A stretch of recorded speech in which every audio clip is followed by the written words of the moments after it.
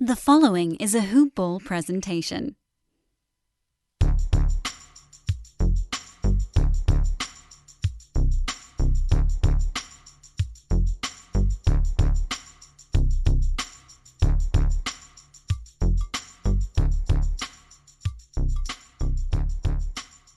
Good morning, Hoop Ballers, and welcome to another edition of Hoop Balls DFS Today.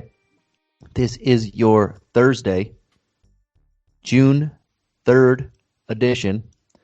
I am your host, Santino Cacone, and I'll be running this one solo for you guys. Mike is a little busy these days. Guy's moving across country, so very shortly. So he has a lot of things going on here. So he's getting the night off on this one, and I'll be running this one solo. We just have two games for you anyway, so it should be fairly quick. I'll give a little deeper of a dive if I can. But before we get into it, I do want to give a quick shout out over to our guys at MyBookie, simply the best sports book around. It has everything that you need in a casino, a fully fledged casino platform. You can make any sports bet you want, and it has a live tables, live dealers, and like I said, fully fledged casino platform, all at the touch of your fingertips. So you don't even need to go to your local casino if you have one. You can do it right online and get everything you need.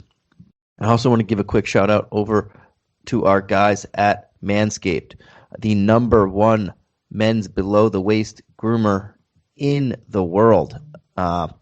And if you're not familiar with them, you should get familiar with them and check out the Perfect Package 3.0. It's simply fantastic. It has everything that you need for your below the waist grooming. And with Father's Day coming up, it's a great gift as well. We have the new Lawnmower 4.0. It's a brand new item. If you weren't familiar with before with the Lawnmower 3.0, it's awesome. I have one myself, but now they have the 4.0. And we also have everything else that comes with that package for you. We have the crop exfoliator, the crop gel, the crop reviver, the crop, everything that you can think of to help you there. But if you want to get in on the action and get 20% off plus free shipping, enter the promo code HoopBall20. That's HOOPBALL20 at manscaped.com, and you get 20% off with free shipping. Again, use the promo code HoopBall20. All right, guys, time to get into this slate. As I mentioned, we only have two games on the docket for you. We're almost at the time where the majority of the next slates are going to be two or so games. I know Friday we have one. I believe Saturday we might have three, depending on the Lakers and the games that we have tonight. But we're about to be in the next round of the playoffs, and we won't have more than two games a night. So without further ado, let's get into it. The first game on the docket is the Denver Nuggets at the Portland Trailblazers. They played a double overtime thriller in Game 5, which was absolutely incredible to watch. But we have a 228.5 game total, which is by far the highest game total, 20 points more than the other game that we have later. And the Blazers are 4-point home favorites. The Blazers are down 2-3 in the series. The Nuggets lead. They will be at home, so we'll see if we can get in Game 7. On the injury report for the Blazers, we have just Zach Collins is out. The Nuggets have Will Barton, PJ Dozier, Jamal Murray, all out for this one. We'll start with the Nuggets. They are the away team, and they have the 3-2 series advantage. And I think it's similar with the usual suspects on this side of the ball. So we saw Jokic. Pretty much everybody had a little better of a game. You had 10 extra minutes of play, so everybody had a bigger chance to hit on value there.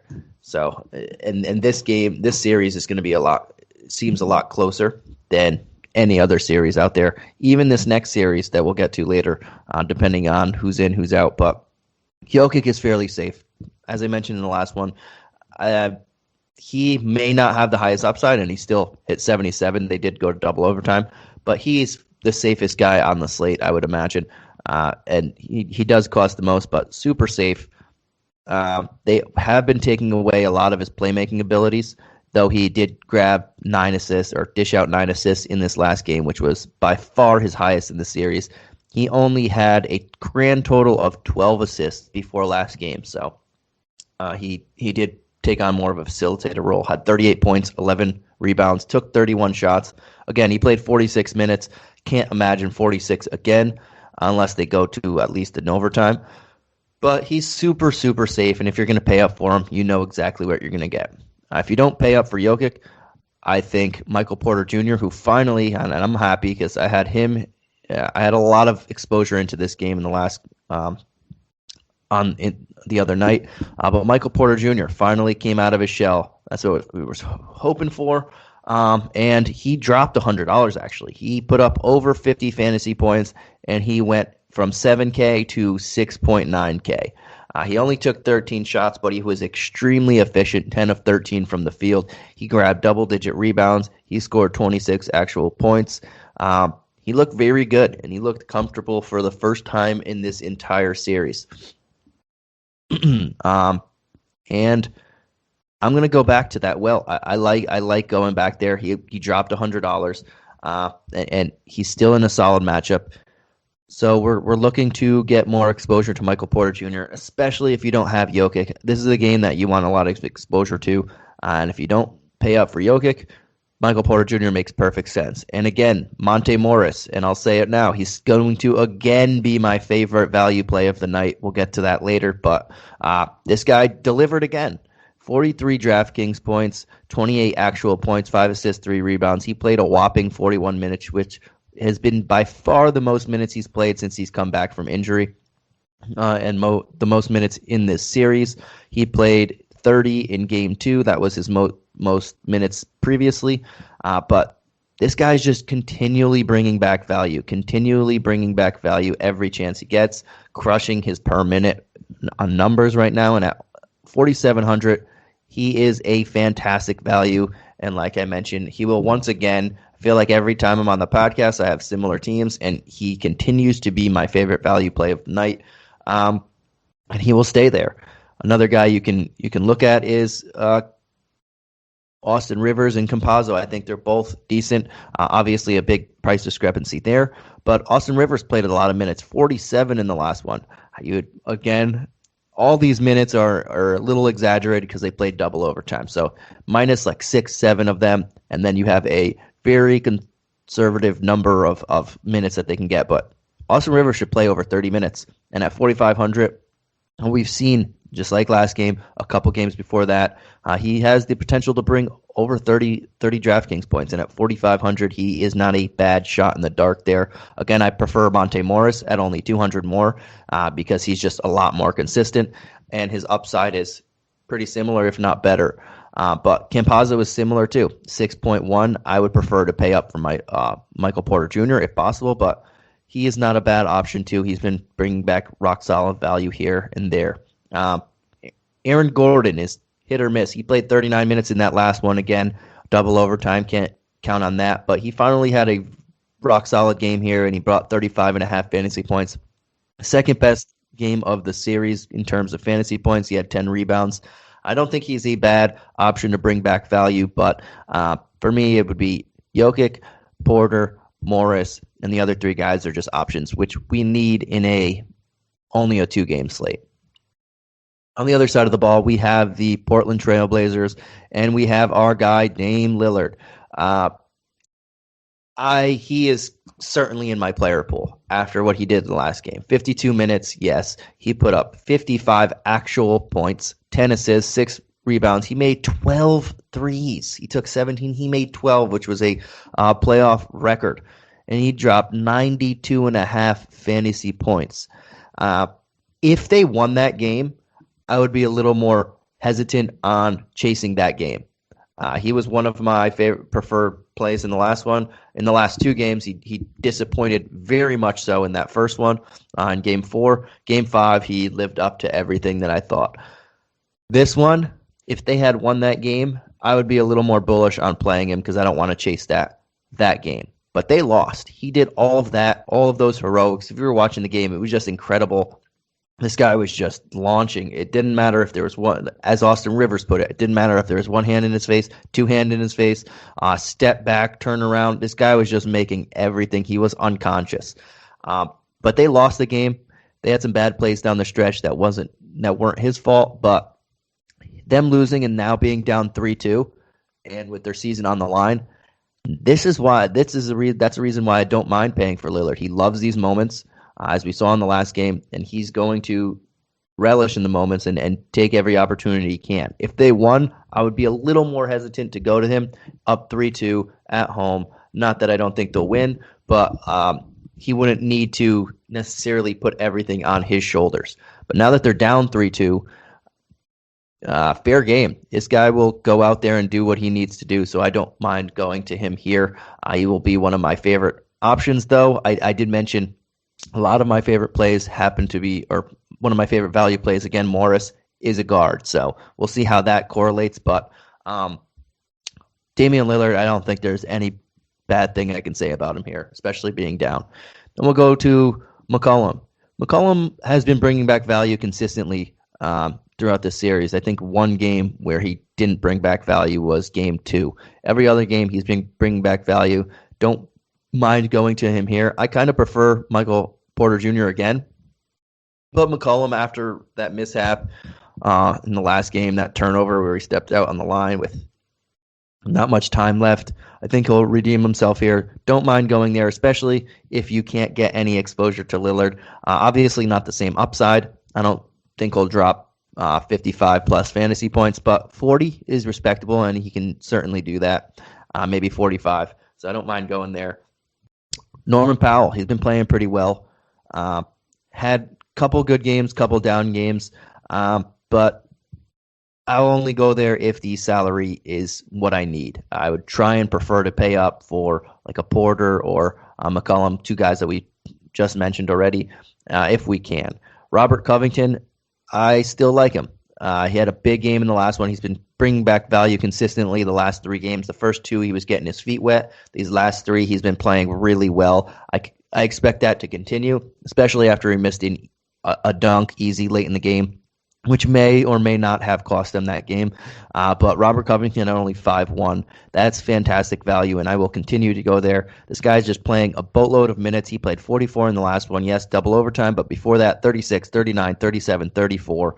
Consistently playing as many minutes as he can handle. He has 9, 11, and 11 rebounds in the last 3 games. So he's rebounding the ball. We know he does a lot on defense, and he dropped 19 points in the last game. The only time he scored in double digits, but even if we say 12 actual points, he's still going to bring back value there. Guy's been playing really well, so I like him there.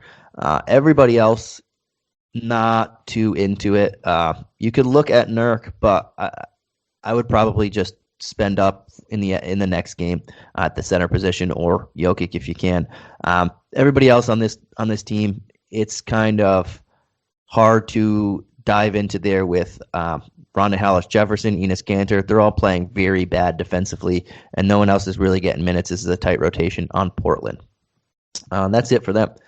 We'll go to the next game and the last game of the night. Oh, I forgot. The Denver-Portland game starts at 8 p.m. Eastern Standard Time, which finally the NBA started to separate some of these games a little bit. I know a couple last week it was just obnoxious how both West Coast games kept being 10 and then 10:30 start times, making you pick and choose who you want to watch. When it's the playoffs, we want to watch everybody for as much as possible.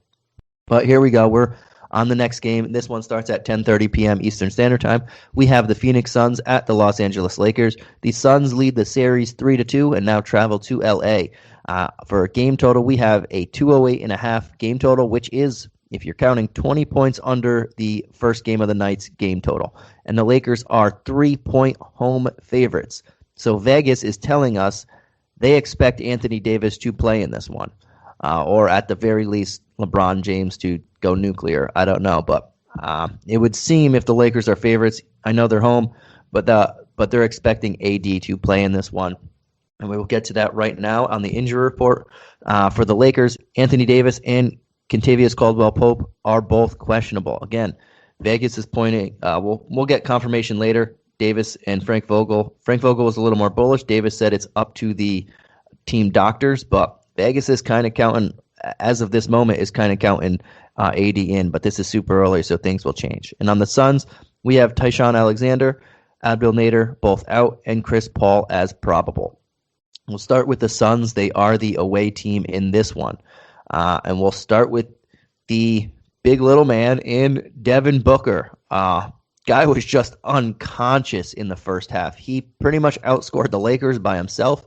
He pretty much outscored his entire team by himself in that first quarter. He was just cooking.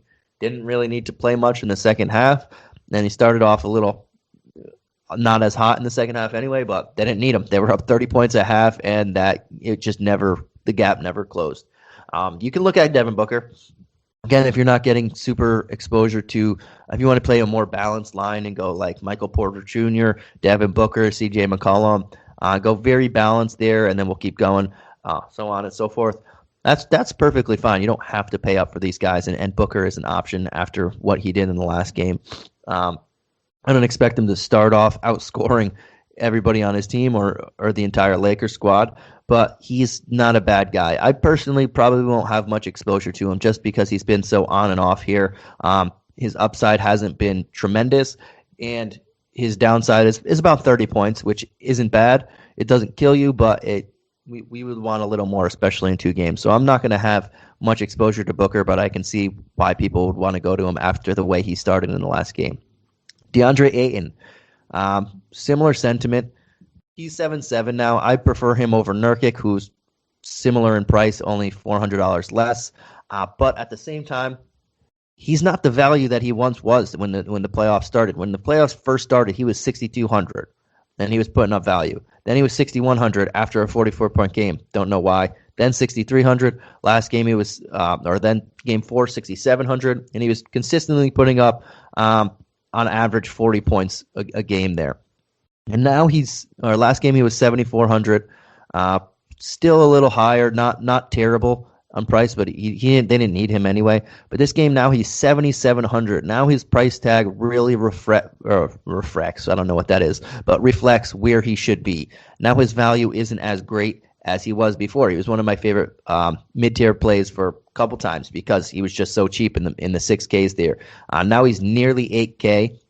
We've seen his upside so far in the series be a high of, which was game 1, 44 points. He does have 3 games over 40, but that's not huge upside. Do I like him? Yeah, I would throw him in there. And again, I prefer him over Nurkic. I think the 40-point or 37-ish point floor is rock solid for him. But on a 2-game slate, if I would prefer if I can get a bigger guy now that his price tag is there. Again, if I fall into that category and I'm near 7.5, 8K left over, I'll try and get him in my lineup, but I'm not going to force him in it now that his price tag more reflects the output that he's been doing. We'll go on to Chris Paul. So Chris Paul is in a weird spot for me. He looked very good in game 4. They didn't need any of these guys for the most part of the game in game 5. They just blew him out. But he didn't look Chris Paulish. He looked very healthy from the eye test in game 4 and game 5. He just looked a little off. So I don't know if I want to fully go there. Again, he's going to continue to be a guy that I need to monitor the injury situation, monitor what Coach Monte Williams says, monitor what the beat writers are seeing and all that, and see pregame to see if I want to throw him in my lineup. Because at 6'5", that is a fantastic value. I just am not 100% sure where his health is at from game to game. And that's the only question mark with him. If he was healthy, he would not be 6,500, and that's why it makes him such a fantastic value at that spot. But again, he's dealing with this injury on it. Consistently, so we'll see exactly what happens. And that injury has opened the door for a scorching hot campaign. Jesus. The guy I like to call Franklin the Turtle. But he was on fire last game too, him and Booker. They didn't need him in the second half, but he just did damage in that first half.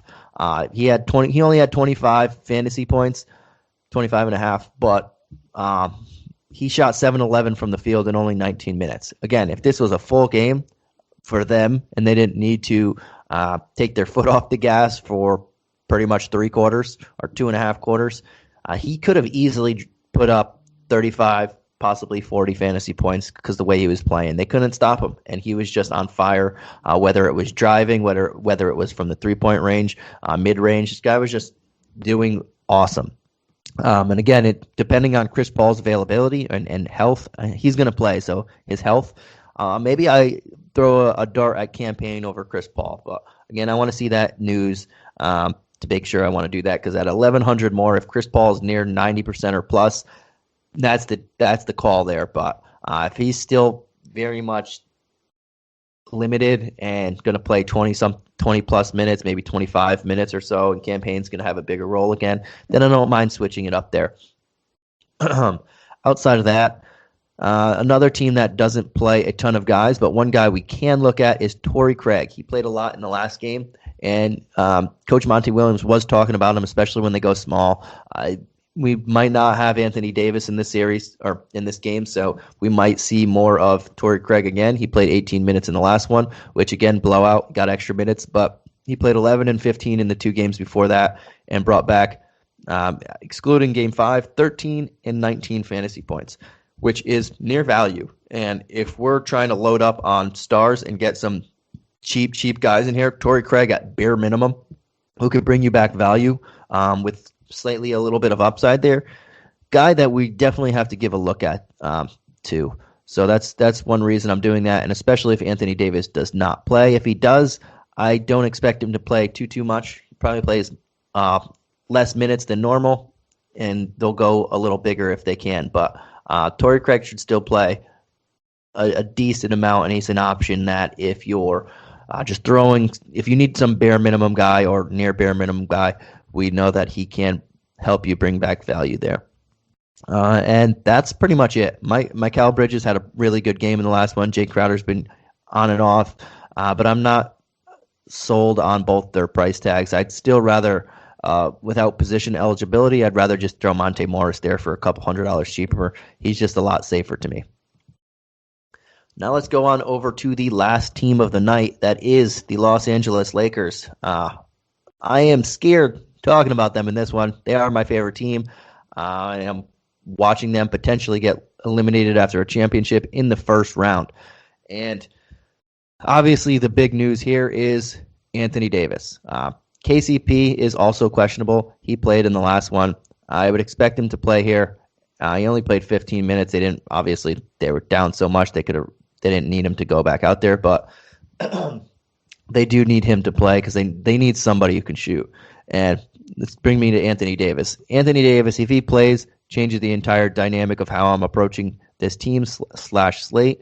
If he doesn't play, it's a completely opposite mindset. So LeBron James at 10-1. We mentioned Lillard. We mentioned Jokic.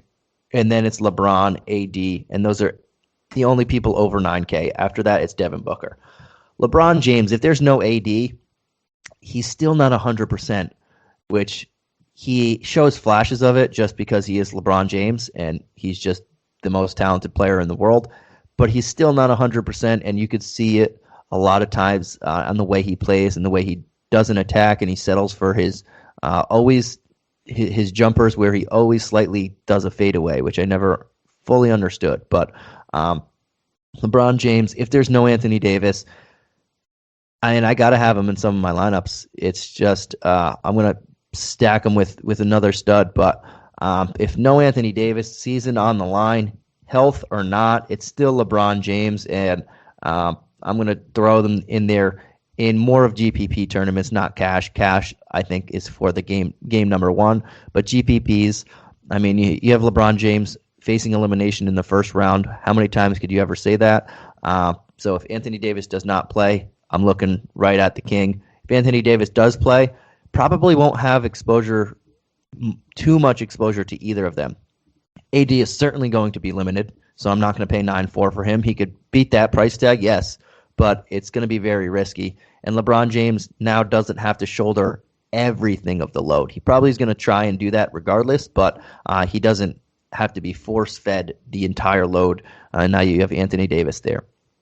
Outside of that, we're looking at Dennis Schroeder. Very underwhelming last game. Didn't make any shots. It scored 0 points.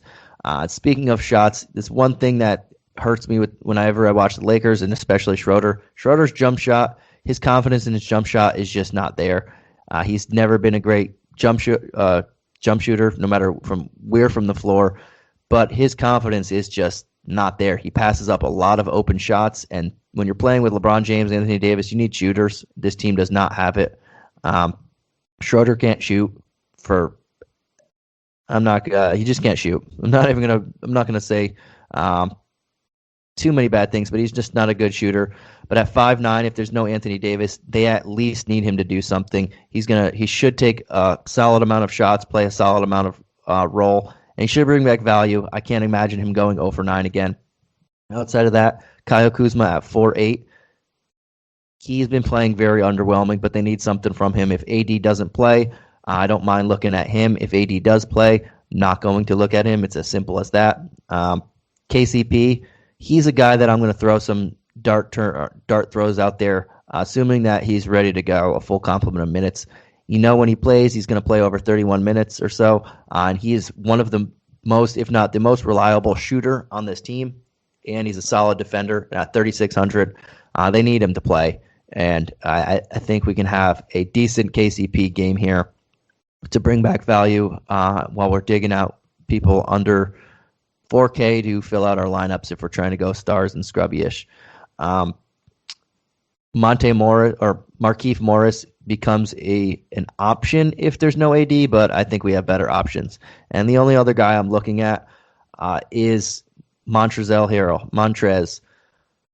So Trez is just an anomaly.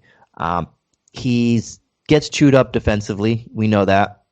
But they need his energy. He only played 12 minutes in the last one, but when he did step on the floor, his instant offense and his energy, they need something like that. Yes, he can't shoot either, and the spacing is a little off, but especially if there's no AD, they need somebody who can put the ball in the basket and somebody who brings energy out there and tries and runs after loose balls, sets screens, does all the little things. So Trez, if there's no AD, I will definitely take shots at him at the bare minimum. But if there is AD, then I'm going to hold off. I hope he still plays a solid amount of minutes because they need him and they need to feed off him. But it would be more of a GPP type thing where I would look at him there. All right, and that does it for this 2 games. Before I go, I will throw out my favorite tier players on this one. And we'll start with the expensive tier. Yes, the expensive tier is a little asterisk because if AD doesn't play, I'm probably going to have, I don't know if it's bias or what, but I'll probably have the most exposure to LeBron James just because it's going to be tough not to go to him. But that's near here or there. I already mentioned Vegas has Lakers as 3-point home favorites, so they're expecting AD to play.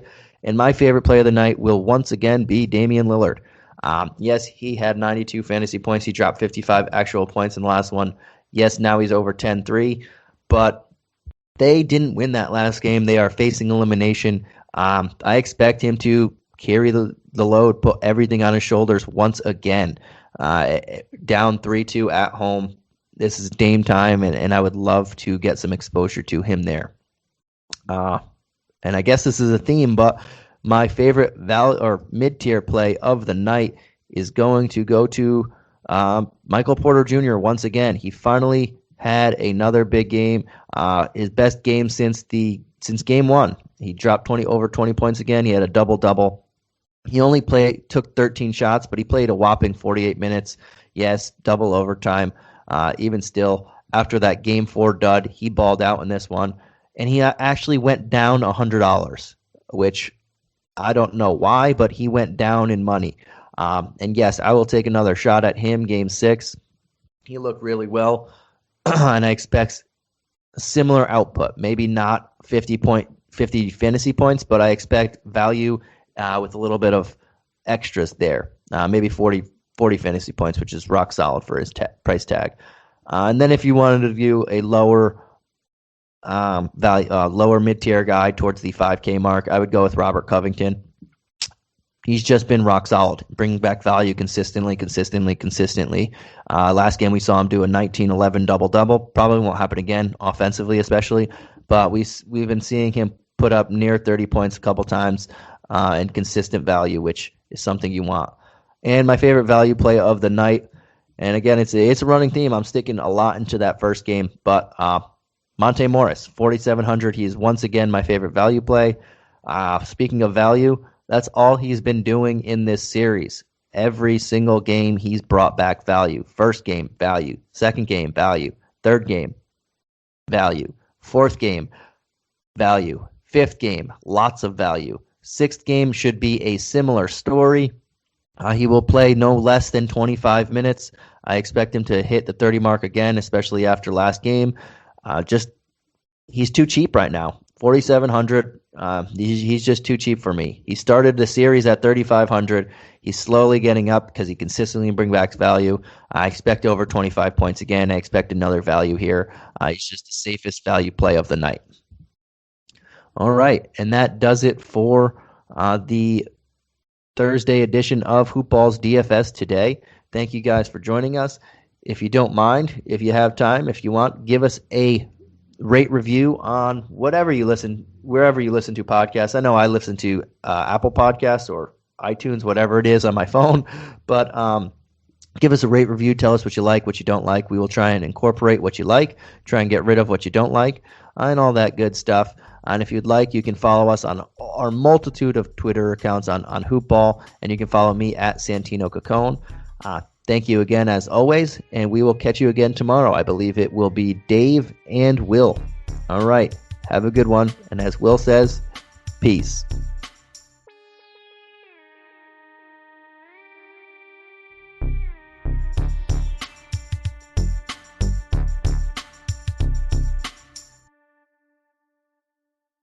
This has been a Hoopball presentation.